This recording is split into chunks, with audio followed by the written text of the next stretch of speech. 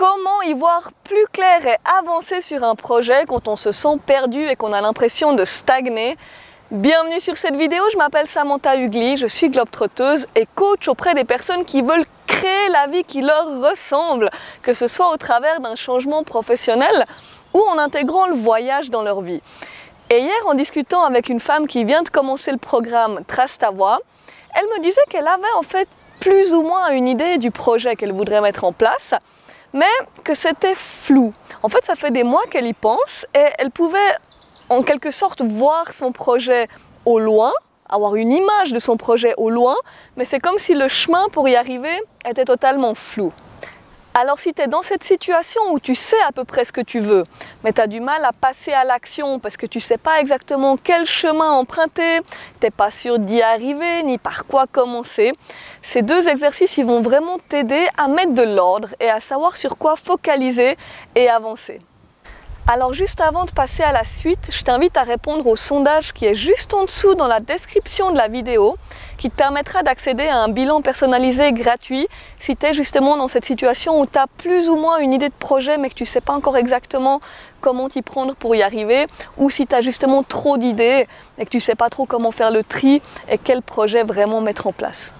Alors le premier exercice, il consiste à reproduire une méthode que tu as déjà utilisée, peut-être inconsciemment dans le passé.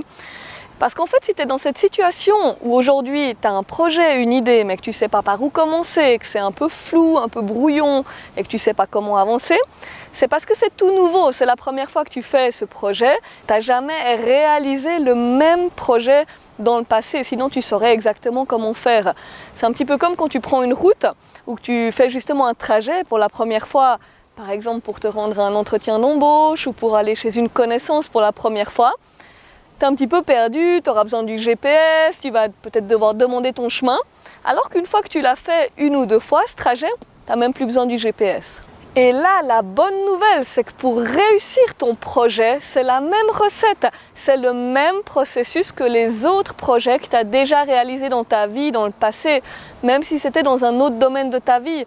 Alors maintenant, réfléchis à tous ces projets que tu as déjà réalisés. Donc par exemple, est-ce que tu as appris une langue ? Est-ce que tu as déménagé? Est-ce que tu as terminé une formation, obtenu un diplôme? Est-ce que tu as fait ton permis de conduire? Et s'il n'y a rien de tout ça, est-ce que tu as déjà monté un meuble Ikea? Et note simplement tout ça sur une feuille. Et maintenant, remémore-toi comme au tout début, ces projets, ils te paraissaient comme des montagnes. Et peut-être qu'au tout début, avant même de commencer le permis de conduire, le déménagement ou même le meuble Ikea, tu te disais « ça va être long, ça va être compliqué, je ne sais pas par quoi commencer ». Et maintenant, remémore-toi comme tu as finalement réussi étape par étape à avancer. Par exemple, est-ce que tu avais un plan précis pour le diplôme ou la formation par exemple, ou est-ce que tu avais simplement posé la première étape?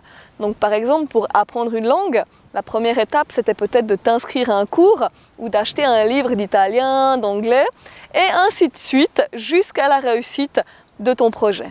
Et donc en appliquant cet exercice, tu vas déjà pouvoir te remémorer tous ces projets que tu as déjà réussis. Tu vas pouvoir te replonger dans ces processus que tu avais suivis et de voir ce qui avait marché pour toi finalement, et ensuite reporter ces procédés sur ta situation actuelle, sur ton projet, et ça va vraiment te permettre déjà d'avoir un fil rouge, de savoir dans quelle direction aller et d'avancer. Alors pour le deuxième exercice, je vais faire court parce qu'il est très simple mais super efficace.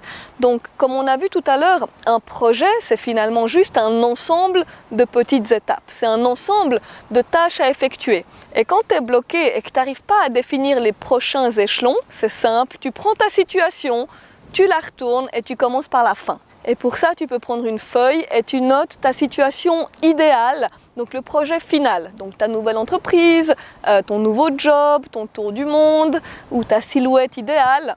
Et ensuite, tu notes la dernière étape qu'il faudrait que tu mettes en place juste avant d'y arriver. Et ensuite, tu reviens en arrière, étape par étape, jusqu'à ce que tu aies ton fil rouge.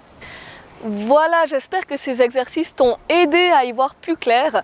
Dans tous les cas, si tu as envie d'aller plus loin, si tu as envie de prendre un raccourci vers tes projets, que ce soit professionnel ou un projet de voyage, tu peux me contacter via le sondage juste en dessous dans la description de la vidéo. Et si tu as aimé cette vidéo, n'hésite pas à liker et à t'abonner juste ici. Et je te dis à la prochaine vidéo. Ciao!